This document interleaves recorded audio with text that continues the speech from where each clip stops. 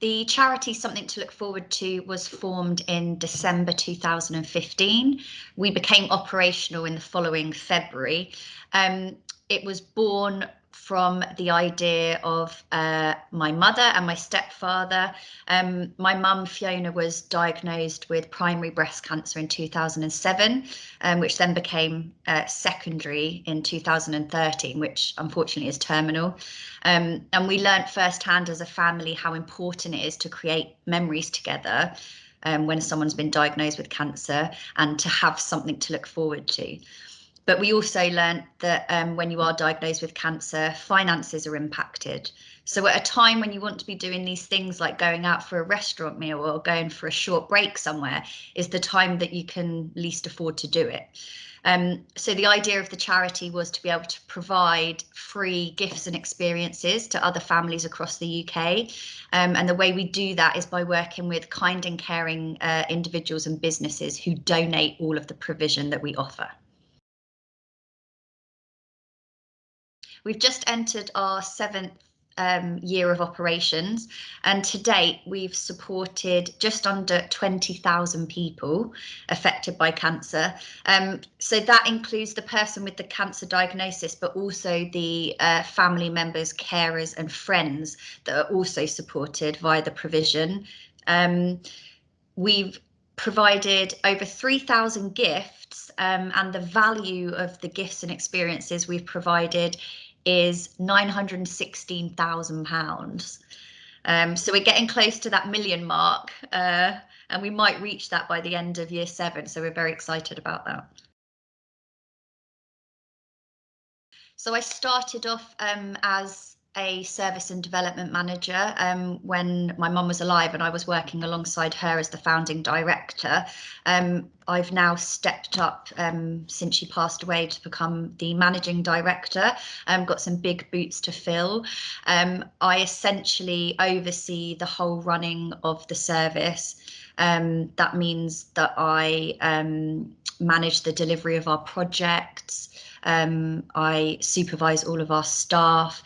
I still do, because we are a small charity, support fundraising and gift sourcing, PR and marketing and social media. So one of the joys of working for a small charity is that you do get to do an array of things. The biggest challenges we face as a charity, I suppose we don't spend any of the funds that we raise on purchasing the gifts and experiences.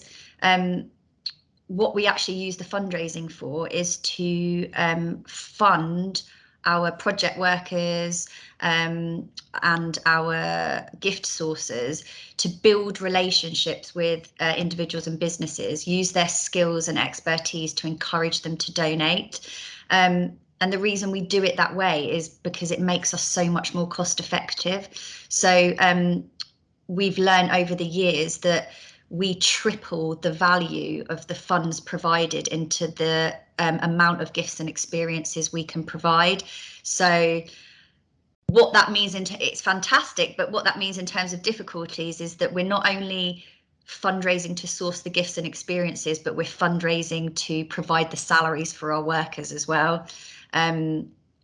That's difficult. It's 2 lots of work. Yeah, I'd say that's probably the biggest difficulty. Yeah, our biggest cost is definitely just general running costs. And why that's so difficult, I think, with sort of more traditional lines of fundraising, especially looking at trusts and foundations, is that securing those general running costs and operational costs is always a bit harder. Trusts and foundations want to see you delivering new, innovative projects, which is great. But if you have something that works, like our main service delivery, that's what we need funded. And they don't often want to see it just going on staff costs. So I guess that's why having streams like Play Fund Win, which is essentially completely restricted funding for your organisation, that's what's really helpful for us. The COVID pandemic has undoubtedly had an impact on our fundraising, and more specifically our community fundraising. So obviously when we went into the first national lockdown, all of our planned community events had to be cancelled, and it was difficult to reschedule anything with so much uncertainty. So we completely lost that revenue that we would usually rely on, and actually community fundraising at that point was was our biggest income stream. So that was like incredibly anxiety provoking. And I think now, you know, so many months later, there's still a lot of uncertainty, and we're not getting, some people are doing community fundraising events, but not as much as we've seen before, because people are still concerned about their safety and their health. And we have to think ethically as an organisation as to whether we should be pushing these sort of large scale fundraisers in the community, which is why we've had to improve our digital fundraising presence, which is definitely something that's new to us as an organisation. Kind of self-taught in that area, I suppose. We don't have a specific social media manager who does those things, but we're learning, and Play Fund Win is part of that. So we have three main fundraising streams. So the community fundraising could be individuals taking on challenges or larger scale events. Part of that would come to regular donations or one-off donations from members of the public as well. Then we have our trusts and foundations. So we spend a lot of time researching trusts that might want to support our cause, completing it takes a lot of time writing the bids to submit them. And it's hard work. I think it's about 10% success rate at the moment, which can be quite soul destroying.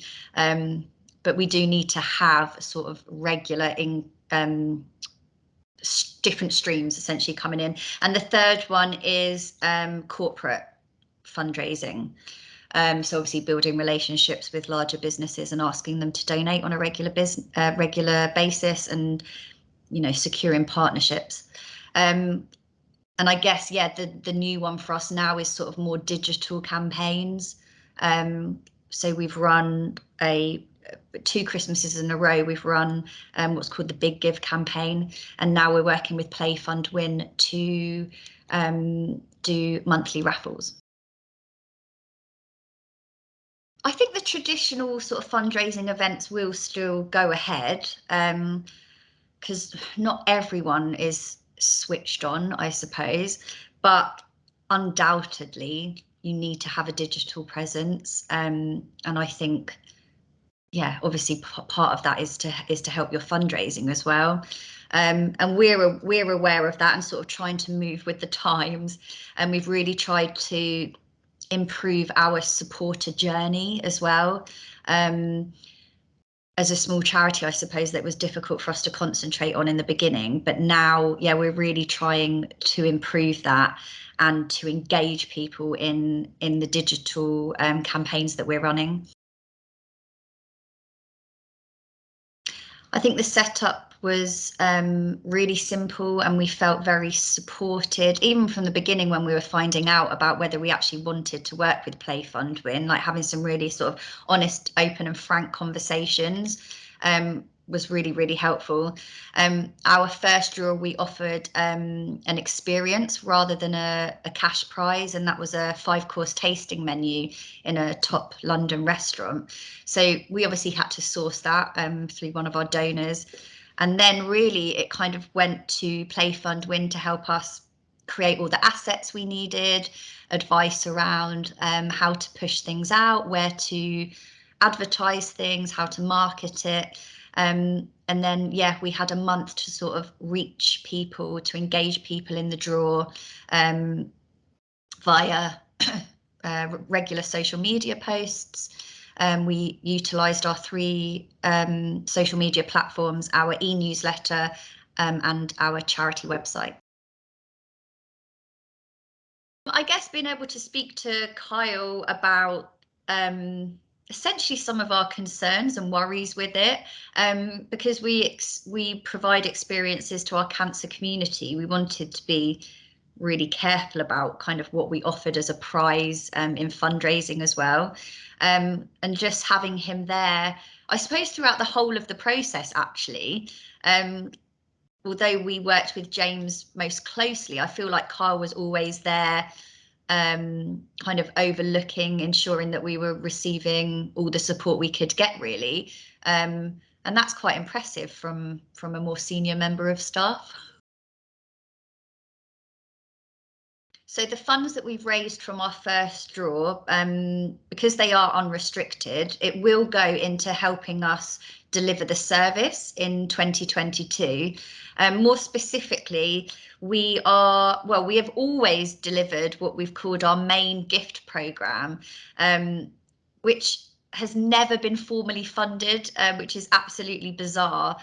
We've just renamed it as our Experience More programme. Following the pandemic, we want to provide more experiences to our cancer community who are forced to shield for such long periods of time. So the money will go towards us being able to source more experiences, and actually, as I mentioned earlier, we will triple the value of what was raised from the draw into the provision that we can provide.